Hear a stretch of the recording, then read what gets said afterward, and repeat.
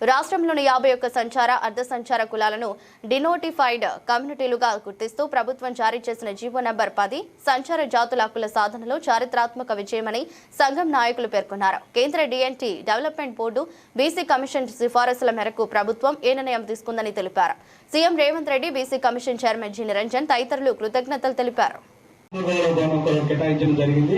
అట్లాగే ఇదే పోరాటంతో ఈ 52 కులాలని చెప్పుకునే ఇవాళ ఇంకో 20 కులాలను గుర్తింపు లేని కులాలను కూడా మా పోరాటంతో గుర్తింపు పోయడం జరిగింది. అందులో మా అధ్యక్షుడు కూడా ఆ కులాల కూడా సపరేట్ గా పాల్గొన్నాడు. అట్లాగే ఈ డిఎన్టీలుగా 51 కులాలను గుర్తించిన దాంట్లో కూడా సంచార జాతుల ప్రమేయం 100% ఉందని ఇక్కడున్న నాయకులకే కాదు అధికారులకు కూడా అందరికీ తెలుసు. ఆ ప్రమేయం ప్రకారమే ఈ సంచార జాతుల సంఘం 2008 నుంచి ఇప్పటి వరకు చేసిన పోరాట ఫలితం ఈ నిన్న విడుదల చేసిన అలాగే ఎంబీసీ